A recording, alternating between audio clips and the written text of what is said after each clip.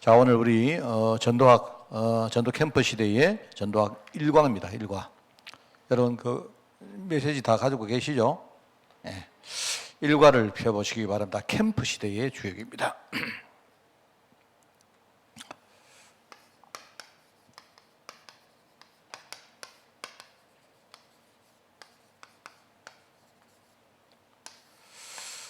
캠프 시대의 주역이라는 말입니다. 제일 먼저 우리가 이제 여러분이 이 강의가 끝날 때까지 이 책이 끝날 때까지 한 80과, 81과, 82가 이렇게 됩니다. 되는데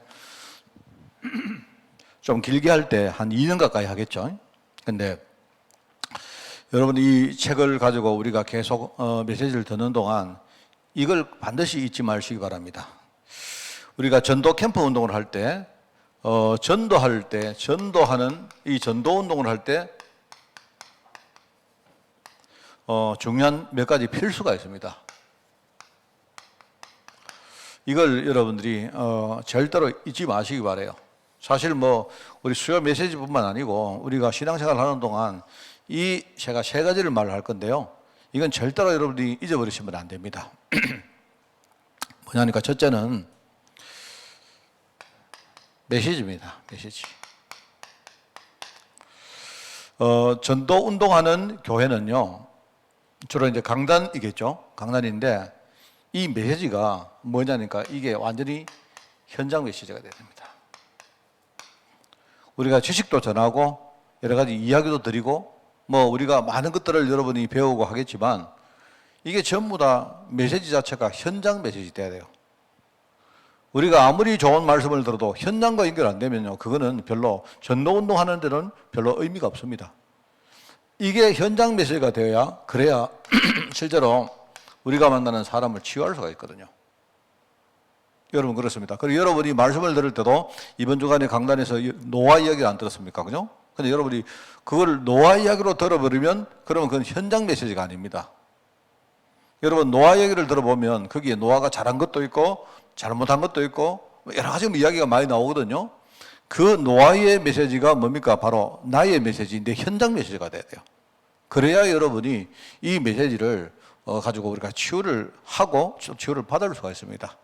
실제로 많은 목사님들이 목회자들이 제일 문제가 뭐냐니까요. 목사님들이 공부도 많이 하고 실제로 메시지 준비도 하고 하다 보니까 문제는요, 이 메시지가 자기 자신의 현장 메시지가 안 되니까, 그죠? 성도들은 그 메시지 듣고 다 은혜 받고 힘을 얻는데 목사님들은요 힘을 못 얻어요. 그게 문제입니다, 제일. 그래서 이게 굉장히 중요하다. 전도하는 교회는요, 전도 운동하는데 이거 필수입니다. 그러니까 여러분들이 전부 다 뭐냐, 현장 메시지로 여러분이 딱 무장되어 있어야 돼요. 그럼 이 말은 현장 메시지가 따로 있느냐, 그게 아닙니다. 주시는 복음 말씀이 이게 전부 현장 메시지 아닙니까? 그런데 이게 안 되어지면 우리는 전도 운동 할 수 없거든요. 그래서 여러분이 강단을 위해서 기도하고 여러분 강단을 위해서 여러분이 조력하는 게 굉장히 이게 중요한 겁니다. 두 번째입니다.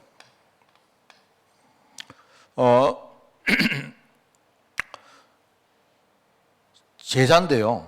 말하자면 전도하는 교회에 정말로 중요한 게 제자가 평신도 제자입니다.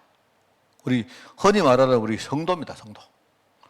여기 평신도라고 말하는 이유는요, 평신도 이 평자라는 말이 이게 약간 어떨 때 보면 약간 좀 비하하는 말 같아요. 그죠? 그냥 뭐 일반적인 성도 뭐 이런 뜻입니다. 그거 말하면 평신도 하니까 뭡니까? 목회자나 어떤 성직자가 아니다 이런 뜻도 되고요. 우리 일반 성도 뭐 이런 뜻입니다. 그런 말 들어 보이는데 사실 이 평신도에 굉장히 뭡니까? 이게 비밀이 있는 거예요. 이게 뭐냐니까 평신도 한 사람 한 사람이 전부 다 제자가 돼야 됩니다. 제자. 그래서 전도하는 교회, 전도 운동하는 교회는 평신도를 제자화시키는 양육을 할 수 있어야 돼요. 진짜 이게 중요합니다. 그러면 뭡니까? 그래야 우리가요, 이 제자들이 어떤 문제가 와도 승리할 수 있죠. 이게 전도 운동하는 교회, 우리가 전도 운동할 때에 제일 필수다. 세 번째는 뭡니까? 바로 교회입니다. 교회. 이 교회가 기도 배경 되는 거예요. 교회가 기도 배경 안 되면요, 실제로 전도운동 자체가 현장에서 뭐죠? 이게 영적 싸움인데, 교회라는 기도 배경이 없으면요, 이거는 어떻게 보면 지원을 못 받고 전쟁에 나는 거하고 똑같아요. 우리 여러분이 그 전쟁에 나갈 때 그 나가서 뭡니까? 뭐 실제로 싸우기도 하고 하지만 눈에 안 보이게 그 뒤에는요, 병참도 있고 통신도 있고 무슨 정보도 있고 많이 있는 겁니다. 그 싸울 때는요, 그 싸우는 군인들만 보지만 실제로 그 싸우는 군인들 그 뒤에는요, 굉장히 많은 게 있어요. 실제로. 그게 바로 이게 중요한 싸움인데, 사실은요, 우리가 캠프라고 말할 때 캠프는 요 세 가지가 포함되는 게 캠프, 그게 캠프입니다. 이게 캠프. 그래서 아까도 우리 김준목이 나한테 뭐 이렇게 연락이 왔던데, 제가 우리 아직 교회 앞에 뭡니까 걸개를 작년 거를 이렇게 그냥 걸어놨죠. 제가 조금 이렇게 고민을 좀 하고 있습니다. 왜냐하면 우리가 원단 메시지를 듣고 그냥 거기 나오는 메시지를 늘 이렇게 똑같이 쓰다 보니까 그게 뭐 어떻게 보면 이제 한 해, 두 해, 세 해 이렇게 하다 보니까 이제는 그냥 우리가 뭡니까 그냥 전형적으로 이렇게 그냥 연말이 되면 그냥 하는 걸로 이렇게 된 것 같아요. 그래서 제가 이제 고민이 뭐냐니까 이제 이게 다 떼버리고 제가요, 우리 교회가 앞으로 전도운동 하기 위해서 뭐를 붙여야 될까? 우리 교회의 가장 중요한 핵심이 뭘까? 이걸요, 뭐 상징적으로나마 아예 앞에다가 이렇게 걸까 생각합니다. 걸까 생각하는데, 그걸 제가 지금 고민을 하고 있어요. 어떤 걸 걸어놓으면요, 우리 성도들이 볼 때, 또는요, 외부에서 누가 와서 볼 때, 아, 이 교회를 가장 잘 나타낼 수 있는 게 뭘까? 하는 그거를요, 제가 좀 여러분에게 생각을 하고 있습니다. 그게 바로 전도운동의 필수입니다. 자, 그러면 이제 우리가 캠프 시대의 주역이라 했거든요. 캠프 시대의 주역이라 했는데, 자, 그러면 캠프라는 말은 또 우리 한번 이렇게 짚어봐야 되겠죠. 왜냐니까 지금 우리가 보는 이 교재가 전도 캠프 시대의 전도학이기 때문에, 말하자면 전도 캠프 시대라는 것을 밑에 깔고 전도학 이야기를 하는 거예요. 알겠습니까? 지금은 전도를 하는데 그냥 전도하는 게 아니고 캠프라는 방법을 가지고 전도하는 시대다, 이 말입니다. 그러면 자, 여러분이 캠프라고 이제 여러분이 이제 이걸 이해를 먼저 해야 여러분이 계속 우리가 응답을 받을 거 아닙니까? 그러면 이거를 생각하면서 여러분이 캠프라고 말하면 그럼 캠프가 뭘까? 캠프는요, 몇 가지로 우리가 정의할 수 있습니다. 캠프에 대해서 정의된 내용들이 많이 있는데 뭐 많이 있습니다만은요, 저는 캠프를 이렇게 정리할 수 있습니다. 캠프는요, 제일 첫 번째로 캠프는 오직 하나입니다. 뭐를 많이 하는 것처럼 보이는데 뭡니까? 알고 보면 하나를 하고 있는 거예요. 뭔 말 알겠습니까? 우리가 식당에 가서 우리가 음식을 만들 때 어떤 사람은 뭐죠? 어떤 사람은 예컨대 야채를 싣고 어떤 사람은 뭡니까? 밥을 하고 하는데 정작 알고 보니까 뭡니까? 하는 게 다 다른 것처럼 보이지만 뭡니까? 첫째는 뭐냐? 하나를 하고 있는 거예요. 저보다. 하나라는 그 안에서 뭔가를 하고 있는 겁니다. 이게 이제 캠프라는, 우리가 캠프의 의미를 우리 생각할 때, 아, 캠프는 이런 것이구나. 각 사람이, 그죠? 우리 각 기관이, 우리 각 캠프팀들이 뭔가를 이렇게 다양하게 하는 것처럼 보이는데 결과적으로 뭡니까? 캠프는 오직 하나는 겁니다. 하나가 뭡니까? 아시죠? 오직 복음전에서 우리가 사람 살리는 그 일을 하는 거예요. 어떤 사람은 메시지를 잘하는 분이 있습니다. 메시지를 잘하는 분들은요, 메시지를 잘하면서 하면 돼요. 메시지를 잘 못하는 분들은요, 메시지 잘하는 분들 따라갈 필요 전혀 없습니다. 절대 그럴 없습니다. 그게 여러분이 생각을 잘못하고 있는 거예요. 어떤 사람은 제게 이런 이야기입니다. 목사님, 전도하려고 하면요, 훈련을 맞습니다. 훈련을 받는데, 그런데 훈련을 받아야 전도하는 게 아니에요. 그거는 생각을 벌써 틀리게 하고 있는 거예요. 오직 하나입니다. 오직 하나. 그래서 여러분이 캠프는 오직 하나다. 그러면 그렇구나. 무엇을 하더라도 우리가 하나님의 근본 언약을 우리가 알고 있기 때문에 여기에 서임받는 그런 제자들이다. 그러면 여러분이 이제 많은 것을 우리가 생각할 수 있지 않습니까? 자, 캠프를 우리가 규정할 때 두 번째 말은 저는 이렇게 말했습니다. 모든 것입니다. 오직 하나이기 때문에, 그죠? 그러면 캠프 안에서는요, 그 어떤 것도 뭡니까? 다 쓸모가 있는 겁니다. 그 여러분이, 이게요, 여러분이 우리가 신앙생활을 할 때 캠프라는 관점을 가지고 내가 신앙생활을 하면요, 여러분이 의미가 없는 것이 아무것도 없습니다. 의미가 없는 게 없다니까요. 제가 지금 다음 주간에 제가 이제 이 바울 신학 강의를 하는데, 제가 파키스탄에 이제 연합 신학교, 거기 이제 한 군데 이렇게 하면요, 이제 여러 군데 뭡니까? 막 퍼져가 있습니다. 그 팀들이 전부 다 이제 그 비대면으로 들어와요. 뭐 몇 군데 들어올지 그거는요, 또 다음 주 대보면 아는데, 그 들어오는데, 제가 이 파키스탄에 딱 이래 한번 강의를 해보고 하니까요, 내가 느낌이, 거기요, 좀 인종도 다르고, 남쪽하고 북쪽하고 언어도 달라요.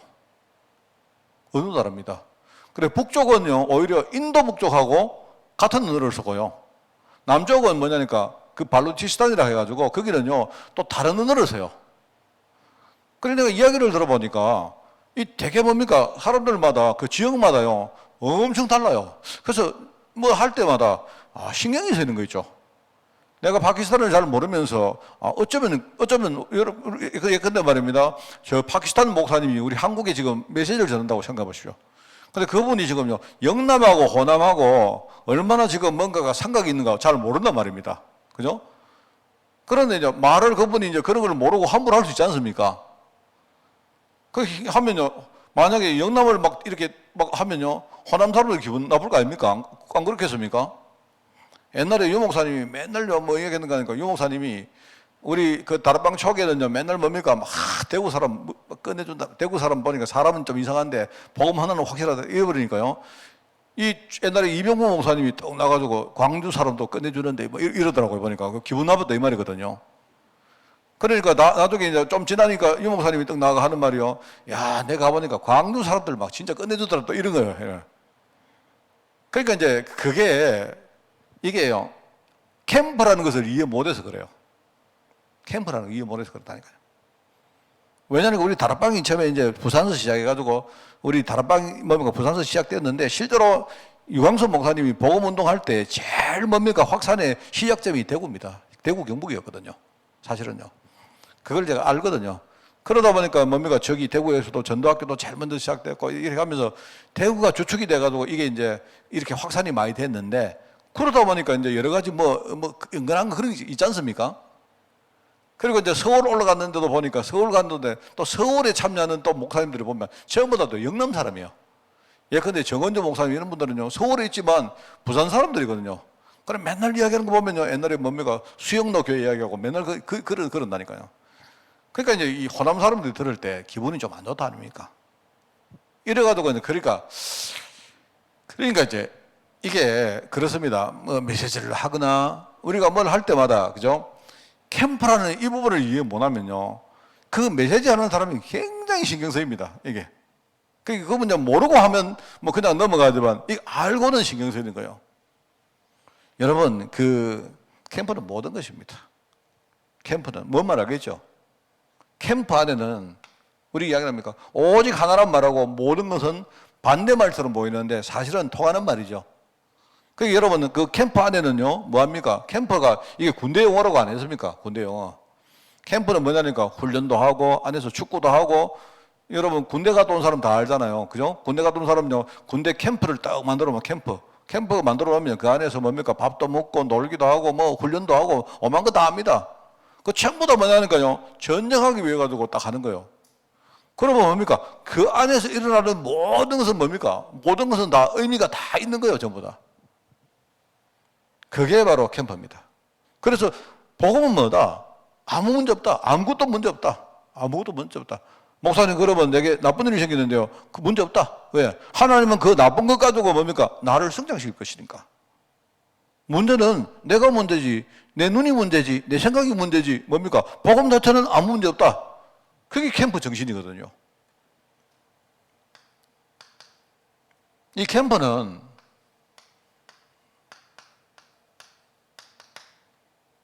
우리가 캠프 안에서 일어나는 그 어떤 것도요, 그죠? 그냥 그것도 그냥 있다가 끝나는 것이 아무것도 없습니다. 이게요. 그냥 어떤 사람이 그냥 어떤 이야기를 했다 해도, 그죠? 그게 전부 다 뭡니까? 앞으로 영원이라는 시간표하고 연결된 그 캠프입니다. 이게 여러분이 들으실 때, 이해는 하겠는데, 목사님이 뭐 저렇게 거창하게 말하십시오. 그렇지 않습니다. 제가 오늘도 내가 어떤 우리 다른 교회 중직자분에게 내가 이렇게 좀 이야기를 했는데요. 이야기 들었습니다. 어떤, 우리 교회 말고 저기 좀 멀리 있는 다른 교회 중직자인데요. 근데 이제 이야기 들어보니까 옛날에 어떤 자기가 정말로 좋아했던 권사님이 계셨는데, 내가 오늘 중직자도 권사님이신데, 사실 우리 누님입니다. 근데 권사님이 계셨는데, 그 권사님이, 우리 누님이 다른 교회로 우리가 옮긴 다음에, 정말로 친했는데 한 번은 이렇게 뭘 하려고 하니까 그 권사님이 누님하고 이렇게 안 만나려고 하는 거예요. 그래서 나중에 왜 그러느냐 이렇게 물으니까 자기는 교회를 옮긴 사람하고는 이렇게 상종하기 싫다 이렇게 이야기해요. 그럼 왜 그러는가 뒤에 목사님이 막 교회 옮긴 사람을 막 이렇게 뒤에서 말입니다. 막 강단에서 막 치고 이렇게 하신가 봐요. 그러니까 뭐냐니까 그 권사님 입장에서는 목사님 말에 절대 충성을 하고, 그죠? 내가 볼 때 그 권사님은 5시만 되면 자기 남편이 장로님하고 한 번도 예배를 빠뜨린 적 없이요. 자기들끼리 가정에 예배 드리고 이렇게 살았던 사람이에요.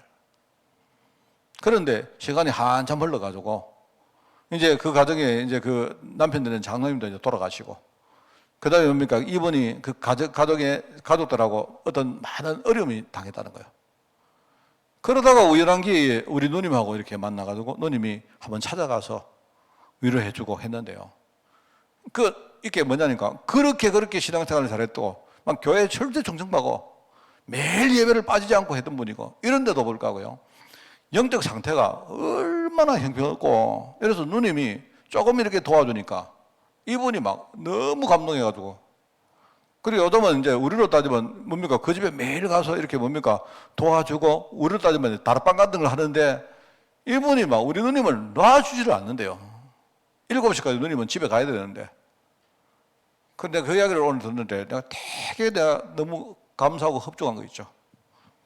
근데 내가 우리 오늘 누님한테 누님, 옛날에 우리 집이 얼마나 이상한 집이었습니까?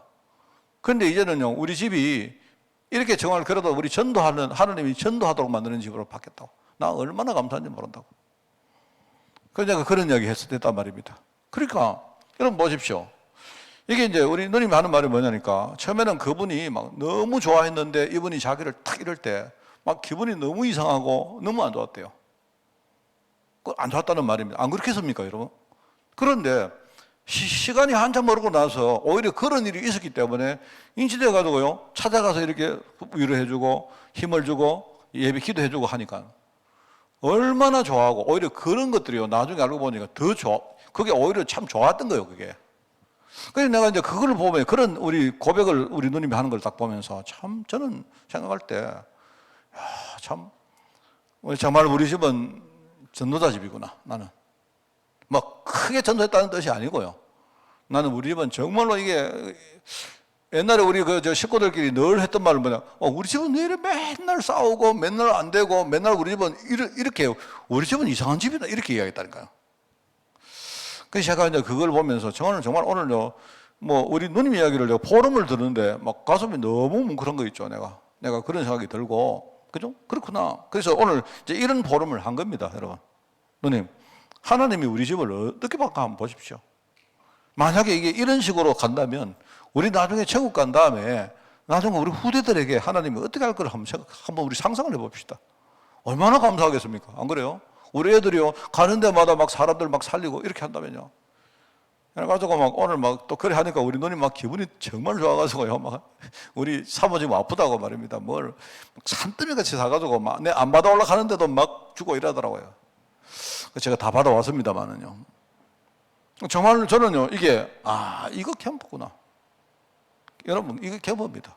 우리가, 강단 말씀도 우리가 캠프라는 말을 이해하고 강단 말씀을 받으면요, 이 모든 말씀은 현장 메시지가 되는 거예요. 맞죠? 그리고 뭡니까? 우리가 내가 아무리 무능하고 내가 아무리 뭡니까? 뭘 아는 거 없다 해도요, 우리가 캠프를 이해한 사람은요, 그 사람이 뭡니까? 바로 평신도 제자입니다. 전도제다라는 말을 왜 씁니까?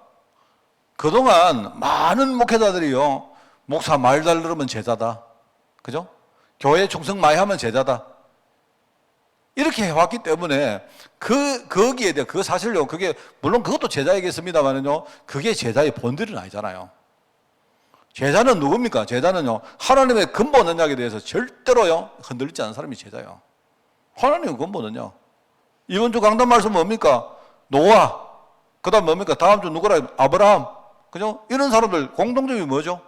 믿음으로 하나님께 순종했던 사람들인데 뭡니까? 하나님 언약을 확실히 믿고 다른 거는 흔들리지 않은 거예요.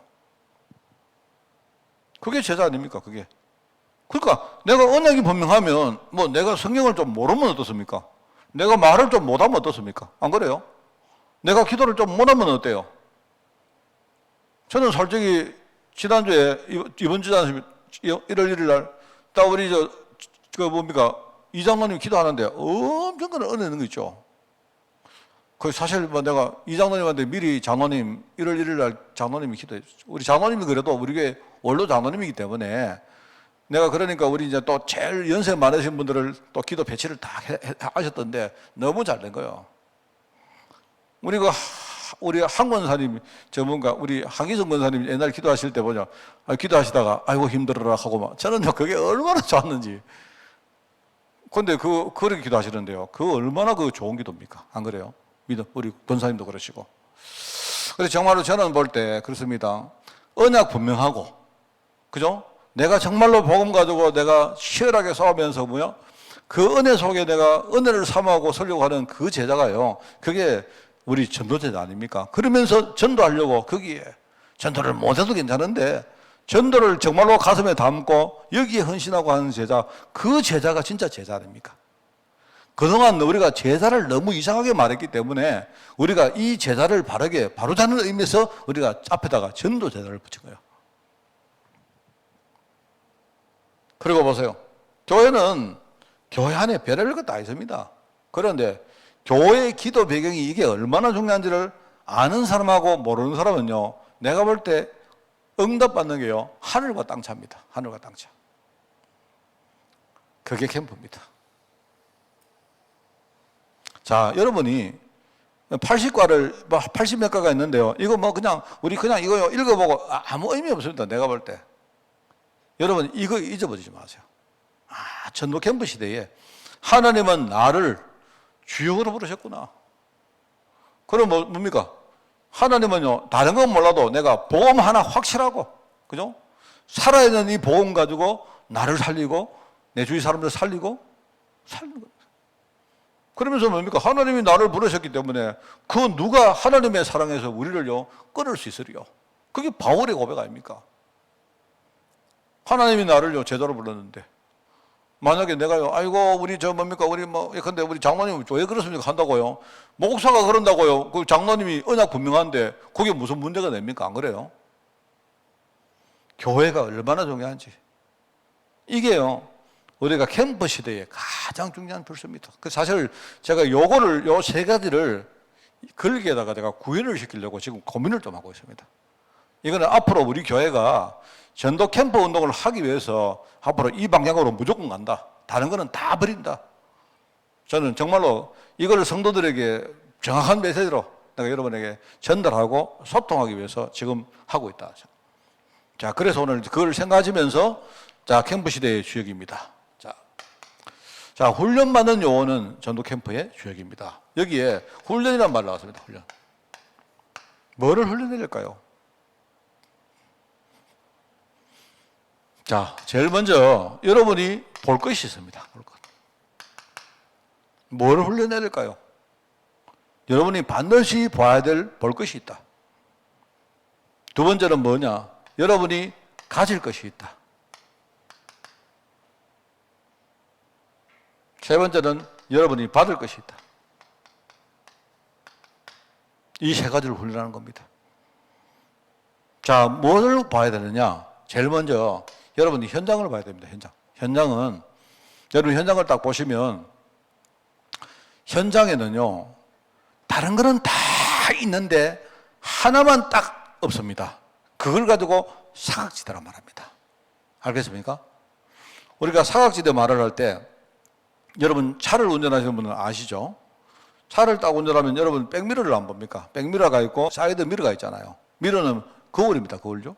거울인데 다 보입니다. 거기 보면 다 보여요. 다 보이는데 딱 뭡니까? 딱 사각지대가 있어요. 그 사각지대가 딱 고지대가 있다니까요. 그걸 가지고 사각지대입니다. 다 보이는데 딱 그 한 부분은 안 보이는 게 있어요. 이게 사각지대입니다. 사각지대. 처음에 제가 유럽을 가보고 느낀 게, 야, 여기는 정말 뭐 다 있구나. 뭐 정말 다 있구나. 그때는 제가 이제 뭡니까? 선교라는 관점으로 이렇게 갔는데, 여러분 선교하려고 하면 사람도 있어야 되고 돈도 있어야 되고 여러 가지 문화도 있어야 되고 있을 거 아닙니까? 다 있어요. 다 있는데 오직 뭐냐니까요? 복음만 없어요. 유럽의 역사는 흑암이 교회들마다 복음 제도로 못 가지려고 막 얼마나 공격하는지 몰라요. 그래서 제가 이렇게 유럽에 가서 복음 운동 약간 뭐 잘 못했지만요. 이렇게 하다 보니까요. 유럽 사람들은 대부분 유럽에 가 있는 한인들은 똑똑하기 때문에 복음을 받아도요. 그냥 머리로만 받습니다. 다락방 오래 한 사람들을요. 맨날 뭡니까? 말만 그냥 우리 다락방 메시지만 중얼중얼거립니다. 뭐 예컨대 뭐 이러는데요. 정말로 이 사람들이 복음 하나를 몰라요. 복음 하나.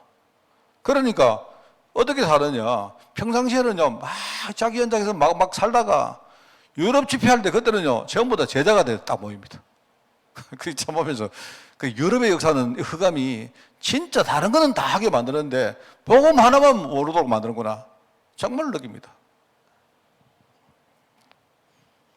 이게 사각지대가 되니까 이게 사각지대를 그냥 놔두면 나중에 어떻게 합니까? 돌이킬 수 없죠. 우리가 재앙지대라고 하는 말이 그 말이죠. 복음 없는 이 시대는 결과적으로 뭡니까? 나중에, 그죠? 재앙과 저주가 들이닥치는데 이거는 나중에 어떻게 할 방법이 없습니다. 제일 중요한 게 이게 이제 사각지대, 여기 핵심입니다. 이게. 사각지대를 그냥 놔두면 재앙지대가 되고 이 지대를요, 우리가 진짜 복음을 전하면 그게 바로 황금지대가 됩니다. 황금문양. 이게 현장입니다. 이거를 봐야 된단 말입니다. 이걸 여러분이. 여러분, 우리가 교회 안을 봐도 그래요. 교회 안에 별의별 사람이 다 있어요. 교회 안에 별 사건 다 생깁니다. 우리가 그냥요, 그 안에 들어보면 시험도 들고 뭐 여러 가지 갈등도 생기고 많습니다. 그게 많은데, 그죠? 그래, 많은데. 여러분, 그게 맞아요. 그게, 사실은 그게 어떻게 보면 그게 좋은 건 아닌데, 어떻게 보면 굉장히 정상적이에요, 그게. 왜 그런가? 교회만 그런 게 아니고, 바깥도 똑같아서 그래요. 여러분의 가정도 똑같은 것 같습니까? 가정에 문제가 얼마나 많습니까? 그죠? 그게 맞는데, 여러분이 이제 가정을 딱 볼 때, 교회를 볼 때, 현장을 딱 볼 때, 어떻게 봐야 되느냐? 아, 우리 가정이 사랑도 많고 정도 많고 많이 있는데 문제는요, 한 가지에 딱 사각지대인 거예요. 한 가지. 그래서 이 가정을 복음의 가정으로 만들어야 되겠다. 이걸 그냥 놔둬버리면 나중에 재앙이 오는데 이거는 어떻게 할 방법이 없습니다. 그죠? 만약에 복음의 가정이 안 되어지면 애적으로 만난 남자와 여자가 부부가 나중에 어떻게 되겠습니까? 내가 보기엔 둘 중에 하나입니다. 그냥 뭐 어쩔 수 없이 사는 거. 아니면요, 부닥쳐가지고 깨지는 거. 그렇게 해서 끝납니까? 이게 나중에 후대들에게 전달되어지고, 이래가지고요, 나중에 완전히 뭡니까? 사회 문제가 되어지고, 엄청난 문제가 되어집니다. 끝나는 게 아니에요, 이게 사각지대는, 이거 재앙지대가 되는데, 그런 여러분 문제가 있는 가정에서라도 우리가요, 정말로 복음 제대로 전해서, 만약에 부부 간에, 우리 가족들 간에 복음만 딱 소통되어지면요, 오히려 그것이요, 전화비옥 됩니다. 정말입니다, 여러분. 그게 성령 아닙니까? 이걸 봐야 돼요, 이걸. 요셉에게 문제가 왔다. 문제 온 게 문제 아닙니다, 여러분. 요셉이 문제가 왔는데, 지금 요셉에게 문제가 온 이유는 뭐죠? 요셉 집안이요, 완전히 복음 사각지대 아닙니까? 맞잖아요. 그런데 그걸 그냥 놔둬버리면, 완전히 나중에 재앙지대가 되니까, 하나님이 요셉을 빼내가지고, 요셉 복음 훈련시켜가지고, 그 집의 주역으로 서신 거예요. 그러니까 나중에 요셉 중심으로 그 집이 다 산 거죠. 요셉이 산다 이 말은 뭡니까? 집안이 살고 나중에 민족이 살고 결국 그 민족을 통해서 전 세계에 복음 전가하는 일을 하신 거예요. 그거부터 봐라. 자, 여러분 아시겠습니까? 이런 말을 그냥 여러분 외우시면 안 된다니까요. 이거 여러분, 아, 그렇구나. 사각시대다 뭐 이러지 마시고, 이걸 여러분이 영의 눈을 딱 가지고 한번 캠프라는 관점에서 한번 봐봐요. 아, 이런 말이구나. 자, 그러면 여러분, 우리 집에 문제가 있다. 아, 괜찮구나. 오히려 하나님이 하시겠구나. 오히려 우리 집에 문제가 있는데 하나님이 오히려 우리를 정말로 캠프 제자로 세우겠구나. 그러면 나부터라도 내가 복음 속에서 되겠구나. 누구를 비난하거나 이렇게 하지 말고, 내가 정말 복음의 주역으로 서면 하나님은 하시겠구나. 어떻게? 우리 집안을, 우리 교회를 황금무장으로 만들겠구나. 그게 바로 제자의 길입니다. 우리 복음은 아무 문제 없는 거예요. 이 과정이 있기 때문에 복음은요, 아무 문제 없는 정도가 아니고요, 복음 하나 가지고 우리는 뭐든 다 할 수 있습니다. 이게 복음이에요. 이걸 훈련해라. 자, 그리고 가질 거 뭡니까? 이거 나오죠? 우리는요, 뭐죠? 다른 거 없습니다. 우리는요, 복음과, 나를 살리는 복음과 다른 사람 살리는 사명, 이 두 가지 딱, 다른 건 몰라도요, 이거 하나는 절대로 가지고 있어야 돼요. 하나님이 나를 살리고 그리스도로 보내셨다. 하나님이 나를요, 하나님 자녀로 삼으신 거 아닙니까? 그죠? 자, 그리고 하나님은요, 우리 가정에 또 여러분 내 현장에 복음 전하려고 나를 전도자로 세우셨다. 내가 부족하면 부족한 전도자, 내가 부족하면 부족한 하나님 자녀, 내가 무식하면요, 무식한 전도자, 무식한 하나님 자녀, 영적 문제 많으면요, 영적 문제 있는 하나님 자녀, 뭐 그런 겁니다. 그런데 영적 문제 있는 거는 상관없는데 내가 전도자다, 하나님 자녀라, 이 사실은요, 흔들리면 안 돼요. 그거 가지고 있어라. 처음부터 주신 것이기 때문에. 사람들이 욕합니다. 아이고, 전도자라 하는 게 뭐 그러노? 그거는 그 사람이 몰라서, 그죠? 아까 그 사람이 제대로 못 봐서 그렇게 욕을 한다니까요. 알겠습니까? 여러분이 그 욕에 놀아나면 안 돼요. 여러분이 거기에 속아가지고 내가 원래 가지고 있어야 될 이 부분이 흔들리면 안 된다니까요. 여러분, 그런 말 안 듣습니까? 장로가 뭐 저렇노? 목사가 뭐 저렇노? 맞거든요. 그럼 여러분이 그런 말 들으면 여러분이 그렇구나. 내가 전도자인데, 내가 하나님 자녀인데 부족한 부분이 많구나. 그럼 하나님이 저 사람으로부터 그런 말을 하게 만드는 건 내가 더 복음 속으로 들어가라는구나. 내가 더 뭡니까? 더 그릇을 갖추라는구나. 그래 생각하고 여러분이 다시 갱신하면 돼요. 안 그렇습니까? 그런데 어떤 사람은 이 부분이 흔들려버린 거야. 왜? 욕은 욕을 공개하는 거기 때문에. 내가 우리 조장로님 보고 장로님이 장로인데 왜 그러냐 이렇게 묻는다는 말은요, 그거는요, 장로님의 수준을 욕하는 게 아니에요. 사단은 그걸 가지고 장로님의 근본 언약을 흔들리는 게 그거 공개하는 거예요. 이거 가지고 있어라. 자, 여러분 이거 꼭 알으셔야 됩니다. 그리고 우리가 받을 응답, 그죠? 응답. 우리가 받을 응답. 예컨대 사도행전 나오는요 5가지. 저는 이걸 추천합니다. 지금부터 이걸 받는 겁니다. 5가지 응답이 뭡니까? 이게 시간표가 오니까, 그죠? 시간표가 오니까 하나님 역사가 나타났고, 그러니까요, 5가지 문이 안 열렸습니까? 그 5가지, 바람 같은 불 같은 하나님의 능력의 역사가 나타났고요. 그게 응답입니다. 내게 능력이 주어진다. 응답입니다. 그죠? 두 번째는 뭡니까? 전도 문이 막 그때 열리는 거예요. 나는 전도 못 하는데, 그런데 하나님이 전도 문 여신단 말입니다. 내가 잘나서가 아니고 하나님 말씀이 시간표가 되니까 성취되기 시작한 거예요. 그렇죠? 그러니까 어느 날 나를 통해서 제자가 막 일어나는 역사가 일어나고요. 뭐 또 하나 뭡니까? 현장이 바뀌기 시작해요. 여러분, 시간이 많이 걸릴 수 있습니다. 시간이 많이 걸리는 건 괜찮아요. 요게, 훈련이라고 말하니까 여러분이 우리가 무슨, 훈련 막 정해놓고, 그렇게 생각해요. 아닙니다. 그게 아니고, 훈련의 뜻을 여러분이, 그렇구나. 눈 여시고, 내가 원래 하나님 내게 주신 거 딱 그거 붙들고 흔들리지 말고, 또 뭡니까? 지금부터 5가지 응답 받는 그, 현장을 향해서 우리가 지금부터 막, 다른 거 쳐다보지 말고 걸어가는 거예요. 그게 바로 주역들입니다. 요 사람들이 주역이었다. 저는 메시지 전하면서, 지금 전하면서 힘납니다. 그래, 맞다. 이거 왜 딴 거 뭐 있노? 황금어장, 그죠? 자, 그래서 이제, 나머지는 여러분이 읽어보시면 돼요. 뭐냐니까, 요거 했던 사람들이 어떤 뭡니까? 이 주역들의 성경 구절입니다. 증거들입니다. 증거. 성경에 나타난 캠프 시대의 주역들 보십시오. 주로 이제 사도 바울과 그 팀들입니다. 그죠? 사도행전 13장 1절에 보니까 뭡니까? 이 사람들이 안디옥 교회에 모여가지고 캠프 팀들이 만들어지고 이 팀들 중심으로 현장에 나갔는데, 자, 그 다음에 거기에 13장 5절부터 17, 12절까지 뭐가 나옵니까? 배 타고 구브로에 갔는데 말이야, 구브로. 구브로가 지금 키프로스라는 나라입니다. 갔는데 가보니까요, 이게 안 보입니까? 어디 갔나? 이게. 가보니까 여기 안 보입니까?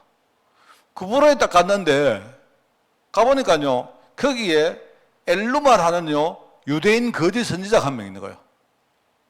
이게 이제 말하면 거짓 선지자인데, 이게요, 완전히, 이게 마술사랍니까? 마술 가지고 사람을 속이는 거예요. 요게요, 지금요, 완전히 이 서기오 바울이라는 총독을 딱 엉켜잡고요, 그 지역을 완전히 유린하고 있습니다. 말하자면, 요게 그거라 이야기입니다. 그런데 거기 가서 복음 딱 전하니까 서기오 바울이, 그죠? 흑암에 묶여있던 사람이 돌아오는 역사가 일어나죠. 그게 여기 나오는 이야기입니다, 그냥. 사도행전 16장 나오지 않습니까? 16장 11절에 제가 그냥 읽어보겠습니다. 이게 이 사람이 지금요, 16장은 뭡니까? 바울이 빌립보에 들어가는 내용입니다. 그죠? 여러분 아시죠? 그 바로 전에 보면 바울이 기도하고 있는데 하나님이 환상 가운데 뭐라고 합니까? 바울아, 너 거기서 아시아에서 복음 전하지 말고 일로 건너오너라. 그게 어딘가? 그게 마게도냐입니다. 그죠? 마게도냐 초성으로 갔는데 그 초성이 바로 빌립보거든요. 빌립보에 갔는데 그 빌립보에 루디아를 만납니다. 루디아를 만났고 루디아 집 중심으로 복음 운동합니다. 그냥요 계속 뭡니까? 왔다 갔다 하면서 바울은 루디아 만날 때도요 그냥 기도하러 가다가 만났고, 그죠? 루디아의 집을 중심으로 그냥 기도하러 가다가 누굴 만났느냐? 귀신 들린 여종 만난 거예요. 기도하러 가다가 꼭 캠프입니다. 그 캠프는 뭐냐니까 그냥요 하나를 위해 가지고 그냥요 왔다 갔다 하는 거. 그게 모든 게 다 캠프입니다. 복음 전하다가 어떻게 됐습니까? 복음 전하다가 감옥에 들어갑니다. 감옥에 들어가죠. 감옥에 들어갔는데 그런데 뭡니까? 감옥에서 간수가 복음을 듣는 일이라 버립니다. 그러면서 뭐 합니까? 간수 가정에 복음 전할 때 주 예수를 믿어라. 그리하면 너와 네 집이 구원 얻을 것이다. 그게요 나중에 뭡니까? 그 빌립보교의 근원이 되어지고 나중에 하나님이 빌립보교를 통해서 엄청난 일을 안 하십니까? 이게 캠프 아닙니까? 그 이야기입니다. 17장도 그건 뭡니까? 17장은 이게 데살로니가 교회에서 일어난 일이죠. 복음 전하는데 막 어마어마한 소동이 벌어집니다. 사람들이 막 이렇게 하는데요. 거기에 갑자기 야손이라는 제자가 나오지 않습니까? 야손. 그러니까 오히려 야손이 뭡니까? 전도자를 보호하고 오히려 자기가 핍박을 당하고 이렇게 합니다. 야손은 나중에 여러분 보시면 나옵니다만요. 야손은 나중에 하나님께 귀하게 쓰임받는 제자가 되어집니다. 18장 1절부터 4절 여러분 아시죠? 이 이제 브리스길라 아굴라 부부를 만나는 장면입니다. 그죠? 로마에 살고 있던 말하면 유대인 그다음에 뭡니까? 헬라인 이방인의 부부입니다. 그죠? 남편이 아굴라가 바로 유대인이고 부인인 브리스길라가 그건 헬라인입니다. 그 사람은. 근데 유대인이 그냥요, 그 로마에서 뭐 반란을 일으켜가지고 쫓겨났습니다. 전부 다. 쫓겨날 때에 그때 쫓겨나가지고 전전긍긍 하다가 이 사람들이 나중에 뭡니까? 고린도에 들어왔지 않습니까? 고린도에서 누구를 만나죠? 바울을 만난다. 어떻게 만납니까? 업이 같아가지고 천막 만드는 업 때문에 만나가지고 거기서 함께 복음운동을 하게 됩니다. 여러분 그 뒤에 일어나는 많은 일들이 있습니다. 이런 일들이 있는데요. 아시지 않습니까? 유대인들에게 복음 전하는데 복음을 전하니까 유대인들이 안 들어요. 그러니까 나중에 뭡니까? 유대인들에게 그냥 좋다. 그럼 너희들 안 들으면 나는 이방인들에게 가겠다고. 이방인 집에 갔는데 그게 디도 유스도라는 사람 집 아닙니까? 갔는데 그런데 해야하죠. 그 집이 마침 유대인 회당 옆이었다. 그게요 하나님이 하신 일 아닙니까? 이방인들에게 복음 전했는데 오히려 유대인 회당장이 그걸 믿고 막 돌아오고 막 이랍니다. 그리스도한 사람 돌아오고 소스데나는 사람 돌아오잖아요. 나중에 소동이 일어나가지고 막 또 큰 문제 생깁니다. 근데 오히려 그 소스데네가 아까 야손처럼요 대신 자기가 뭡니까 막 매를 맞고 이렇게 하죠. 여러분 정말 그거 들어보면요. 이게 우리가 근데 그 뭡니까? 고린도전서 1장을 읽어보시면요. 여러분 고린도전서는 뭐죠? 바울이 다른 데에서 마게도냐에 있으면서 고린도에 편지를 한 거거든요. 에베소구나, 에베소. 에베소에 편지를 한 거거든요. 근데 거기서 뭐라고 나오느냐? 나와 내 동역자 소스데네는 이렇게 나옵니다. 그러니까 이 소스데네가 누구냐? 이 사람이 유대인 회당장이었는데, 그죠? 이 회당장 소스데네가 바울과 함께 복음 전하다가 핍박받잖아요. 나중에 바울이 3차 전도여행 할 때 거기 따라갔다는 말입니다. 그러니까 나중에 뭡니까? 바울이 고린도에 편지를 할 때 그 소스데네가 이제 자기와 함께 있으니까 이 사람이 함께 안부 편지를 보내는 거예요. 여러분 우리 그냥 보고 안 넘어갑니까? 얼마나 은혜됩니까? 그러니까 이 사람이 복음 전하다가 핍박당하고 매를 맞고 그게 전부 다 나중에 보세요. 전부 다 뭡니까? 그게 하나님의 일을 하는 중요한 겁니까? 이게 캠프의 중요한 내용이 되는 거예요. 그러니까 여기서 막 많은 역사가 일어납니다. 제가 볼 때 그 고린도에 만났던 사람들, 그 사람들이요, 나중에 로마 복음 하는데 전부 다 동격도 됩니다. 사도행전 19장 8절, 알죠? 에베소의 회당, 사도 바울이 회당에 들어갔는데 에베소 갈 때 회당 중심으로 뭡니까? 거기에서 석 달 동안 담대히 하나님 나라를 뭡니까? 강론하며 권변했다 나오잖아요. 그게 두란노 운동의 시작이 됩니다. 그러니까 그 다음에 이걸 통해 가지고 하나님이 이제 사도행전 19장에 나오는 말씀이 하나님이 바울아 네가 나중에 로마도 봐야 될 것이다. 이제 처음으로 하나님이 뭐죠? 이 에베소 사역 뒤에 로마 복음화에 대한 중요한 메시지를 하나님 주시지 않습니까? 그 뒤에 계속 뭡니까? 19장 뒤에 20장, 21장 막 열매가 맺어집니다. 그게 증거들입니다. 그래서 여기에 이제 주역이 나오죠, 주역. 현장 변화의 주역. 똑같은 말입니다. 언약 가진 사람이 현장에 들어가면 현장은 그때부터, 그죠? 변화되어지는데 현장의 흑암 문화가 완전히 무너지기 시작합니다. 그게 13장, 14장, 26장, 19장. 아까 나머지는 다 제가 설명했는데 14장은 뭡니까? 바울이 루스드라에 들어가가지고 복음 전하는데, 그죠? 바울이 루스드라 들어가서 복음 전하니까요, 원래 발이 장애였던 사람이 복음을 듣고 이 사람이 걷게 된 겁니다. 그래서 사람들이 그걸 보고 열광을 하는 겁니다. 사람들이 뭐라고 열광하느냐? 바울 보고, 이제 이렇게 돼. 바나바 보고, 저기 제우스 신이 왔구나. 예, 바나바는 보니까요, 뒤에서 가만히 이렇게 리더 같이 탁 서 있거든요. 그래서 사람들이 생각할 때, 저 바나바 저 사람이 제우스 신이 왔는 거구나. 이렇게 생각한 거예요. 바울은 뭐냐니까, 바울은 말을 하잖아, 말. 바울은 말을 한다. 그게 옛날에 제우스 신은요, 그게 뭡니까? 완전 대장신이고, 말을 하는 전령신이 있어요. 그 전령신이 누구냐? 이름이 헤르메스라는 사람이에요. 사람이 아니고 신이 있어요. 헤르메스. 헤르메스 들어봤죠? 헤르메스는 뭐냐니까 그 제우스의 이야기를 이렇게 전달하는 이야기를 그 역할을 하는 신이에요. 그러니까 사람들이 보고 바나바를 보고 저 사람은 제우스고 바울을 보고 저 사람은 헤르메스구나 이러면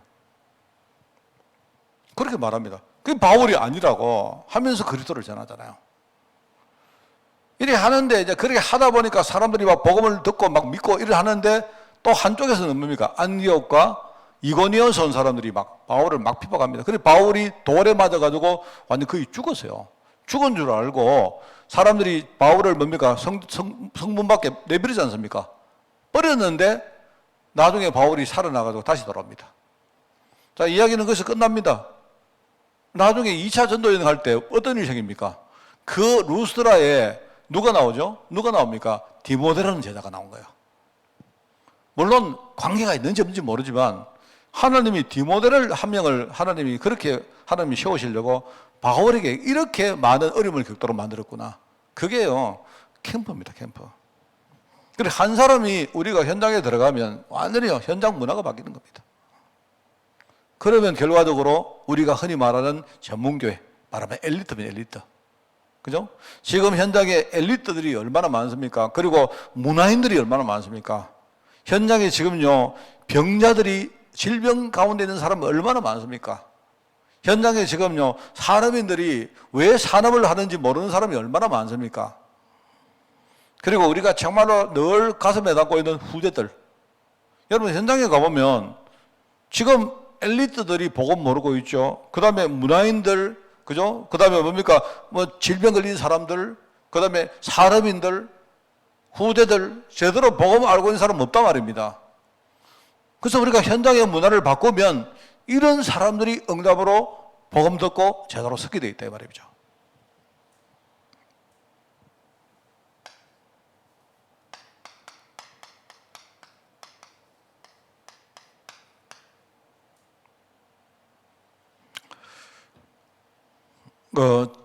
저는 개인적으로 이렇게 참 목회를 하면서 제가 약간 이런 생각이 듭니다. 제가 목회자 스타일이 아닙니다. 제가 약간 우리 이제 전통적으로 말하는 목회자 스타일이 아니에요.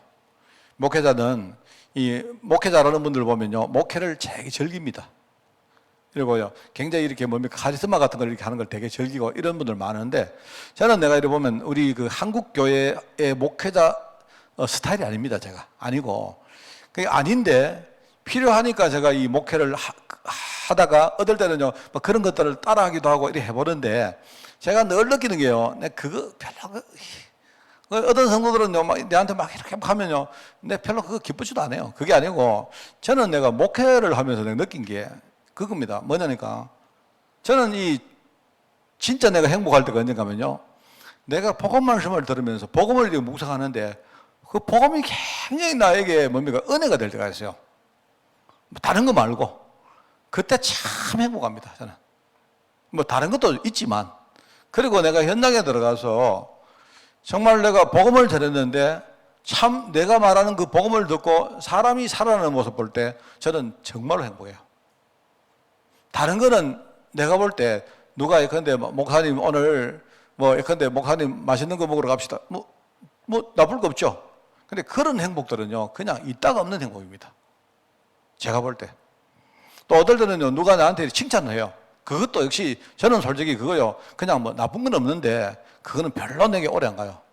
정말로 우리가 기쁘고 행복한 게 뭐냐, 이 복음이 나에게 얼마나 큰 은혜로 다가올 때 하고요, 그리고 이 복음이 다른 사람에게 전달되니까 사람이 살아나는 모습 보니까 얼마나 감사합니까?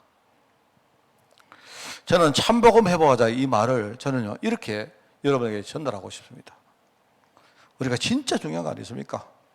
그게 정말로 내 현장에 내게 정말로 은혜되는 말씀 될 때, 그리고 이 말씀이 다른 사람에게 전달될 때 얼마나 감사합니까? 그게 하나님이 내게 주신 참 복음이겠죠. 자, 그래서 우리가 여기에 7구절, 7구절, 7가지 성경 구절, 여러분 이거 7가지 몰라도 됩니다. 7가지가 뭘까요? 그냥 7가지는요, 그냥 뭐냐니까 7가지는 여목사님이 그렇게 이렇게 강조하는 그게 있습니다. 그게 뭐냐, 창세기 3장 15절. 그죠? 이게 뭐냐니까 이게 영원한 해답 아닙니까? 또 하나는 뭡니까? 창세기 3장 15절이 나중에 출애굽기 3장 18절. 그거는요, 우리 노예 시대 때 해답이거든요. 같은 말이죠. 같은 말. 광야에서 희생제사 드린다는 그 말인데 같은 말하면 여인의 후손은 말하고 똑같은 말이잖아요. 여인의 후손 그리스도를 누릴 걸 말하거든요. 그리고 뭡니까? 이사야 7장 14절. 그죠? 이게 뭡니까? 그게 바로 포로 시대에 주시는 바로 누림의 말씀이거든요. 그게 나중에 마태복음 16장 16절로 오는데 그게 뭐죠? 같은 말 아닙니까? 근데 그게 이제 속국 시대에 하는 주시는 메시지 아닙니까? 여러분, 이 4가지 메시지입니다. 이 4가지 메시지를 여러분이 딱 기억하셔야 돼요.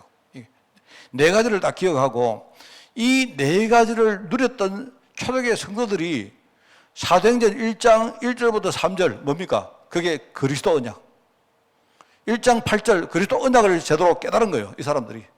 그리고 뭡니까? 1장 8절에 중요한 사명을 딱 받은 거예요. 이 사람들이 사도행전 2장 1절부터 47절에 뭡니까? 거기에 실제 체험한 거예요. 하나님 능력.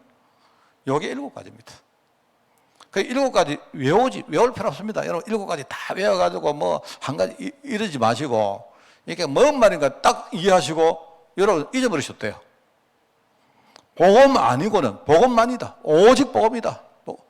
이게요, 우리가 포로 시대, 노예 시대, 속국 시대를 살아가는데 복음 아니고는요, 우리가 어떻게 이 복음 아니고는요, 우리가 이 사각지대에서 벗어날 수가 있습니까?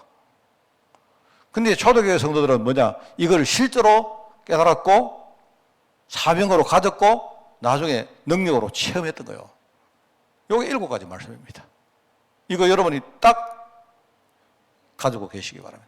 여러분이 잘 몰라도 괜찮고요. 여러분이 뭡니까? 중간에 우리 까먹지 않습니까? 나도 까먹는데. 그죠? 그런데 여러분이 이걸 잘 몰라도 괜찮고 잘 안 돼도 괜찮습니다. 그런데 이것만이 답이구나. 여러분이 그것만 딱 생각하시면 돼요.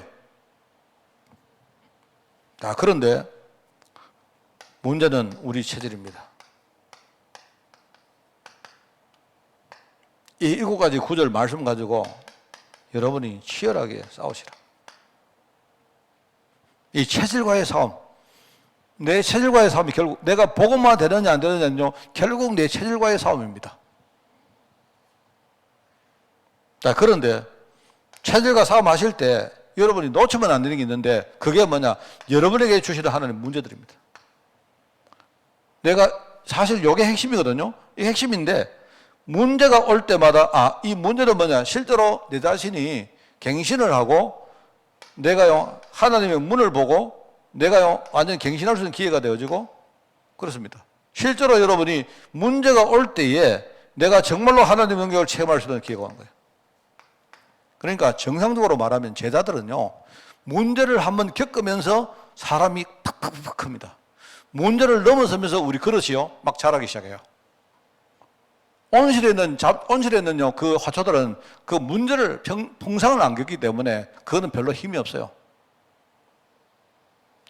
우리가 참복음은 7구절 이 내용입니다. 이것 가지고 체질과의 싸움을 시작한다. 여기에 진짜 중요한 거는요, 하나님이 이것 때문에 주시는 문제들입니다. 문제들. 그래서 하나님은요, 하나님이 여러분의 문제를 주셨다. 그럼 하나님은 지금 나를 보고 있는 시간표다 생각하면 돼요. 그걸 생각하면 됩니다. 그죠? 여러분이 하나님이 지금 나를 딱 보면서 어떻게 보면 이 문제를 가지고 나를 한번 테스트하시는구나. 그리고 우리 그런 말은, 시험이란 말은요 2가지 의미 있다잖아요. 하나는 템테이션, 유혹받는 걸 말하는 거 있고요. 하나는 테스트입니다. 테스트. 하나님이 나를요 정말로 전도자의 그릇으로 만들려고 나를요 시험하는 게 있어요. 여러분 문제 왔다 이러면 지체 없이 여러분이요 반대를 생각해라. 반대를 딱 생각. 문제 전부 다 사람들이 문제 당하면서 전부 다 넘어지는데 하나님은 이 문제를 가지고 나를 한번 이렇게 보시는구나. 나를 한번 지켜보시고 나를 성장시키는 시간표구나 생각하면 돼요. 자, 캔버 시대의 주역 아시겠죠? 아까 말했지만 이 메시지를 요걸요 여러분이 끝까지 잊어버리지 말고 요걸 가지고 메시지를 듣기를 바랍니다. 하나님 감사합니다. 우리 전도 캠프 시대에 전도자의 주역으로 저희들 세워주시고 이제 여기에 걸맞는 메시지를 주시니 너무 감사드립니다. 앞으로 진행되어지는 우리 수요예배 메시지를 강단을 주님이 축복하사 하나님의 음성이 우리 제자들에게 전달될 수 있도록 이 강단을 축복하여 주옵소서. 이 종을 하나님 축복하시고 이 종을 붙들어 주사 캠프 시대에 중요한 살아있는 메시지를 전가하기 합당한 자로 하나님 사용해 주시고 우리 이 종이 말씀을 전가할 때마다 오히려 치유받고 갱신하며 하나님 그릇으로 정말 쓰임받도록 주님이 축복하여 주옵소서. 그래서 하나님 우리 교회가 정말로 캠프 시대의 주역들이 일어나서 이 시대에 정말 이 지역과 민족과 세계를 살리는데 귀하게 선받는 교회로 저희들 축복하시고 이 교회가 오는 시대에 정말 우리 후대들에게 복음을 전하는 교회가 될 수 있도록 하나님 축복하여 주옵소서. 감사드리며 예수님의 이름으로 기도드리옵나이다. 아멘. 우리 주 예수 그리스도의 은혜와 하나님의 그 놀라운 사랑하심과 성령님의 지금 함께 하심이 우리 전도 캠프 시대의 주역으로 부름받아서 하나님께 감사와 찬양을 드리기를 소원하는 그리고 우리가 복음 안에서 훈련받기를 원하는 모든 죄종들 머리 위에 지금부터 영원까지 항상 함께 계실지어다. 아멘.